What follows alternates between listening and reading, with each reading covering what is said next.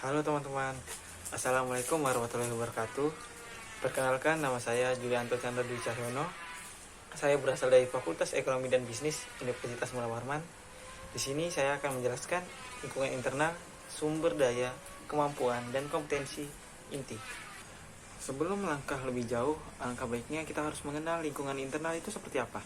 Nah, lingkungan internal adalah semua sektor yang berinteraksi langsung dengan organisasi dan mempunyai pengaruh langsung terhadap kemampuan organisasi dalam mencapai tujuannya.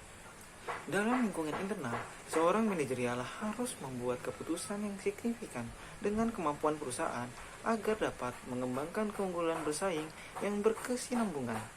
Adapun juga kondisi yang mempengaruhi keputusan manajerial mengenai sumber daya, kemampuan, dan kompetensi. Yang pertama ada ketidakpastian, sehubung dengan karakteristik lingkungan umum dan industri, tindakan pesaing, dan preferensi konsumen.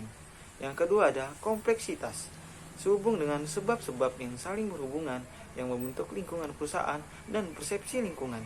Yang ketiga ada konflik dalam organisasi, yaitu antara orang-orang yang membuat keputusan manajerial dan yang dipengaruhi oleh mereka. Selanjutnya itu sumber daya. Sumber daya merupakan input proses produksi perusahaan seperti modal, kemampuan pekerja, paten, keuangan, serta manajer yang berbakat. Nah, terdapat 3 sumber daya, yaitu 1. Sumber daya berwujud, yang berupa neraca perusahaan, aset fisik, finansial, fasilitas produk, bahan mentah, dan sumber daya keuangan. Yang kedua yaitu sumber daya tidak berwujud, yang berupa tidak dapat dilihat atau disentuh. Sangat penting di dalam menciptakan keunggulan, kompetensi, merek, reputasi perusahaan, dan moral perusahaan. Yang ketiga ada kapabilitas perusahaan, yang meliputi keterampilan, kemampuan menggabungkan aset orang, dan proses yang digunakan untuk mengubah input menjadi output. Selanjutnya ada kapabilitas.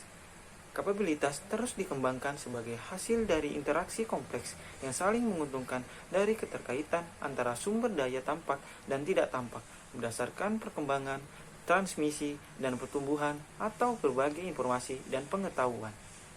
Kapabilitas menjadi penting ketika dikombinasikan untuk menciptakan kompetensi inti yang memiliki nilai strategi dan dapat menghasilkan keunggulan kompetitif. Kompetensi inti. Kompetensi inti adalah sumber daya kapabilitas yang menjadi sumber keunggulan kompetitif baik perusahaan melebihi para pesaingnya. Kapabilitas strategi menjadi kompetensi inti. Yang pertama ada berharga, yang berupa memanfaatkan peluang yang menciptakan nilai bagi pelanggan. Yang kedua adalah langka, yang berupa kapabilitas yang dimiliki pesaing dikit. Yang ketiga adalah sukar ditipu, yang dimana kapabilitas tidak dapat dikembangkan dengan oleh perusahaan lain karena kondisi historis, ambiguitas, dan kompleksitas sosial.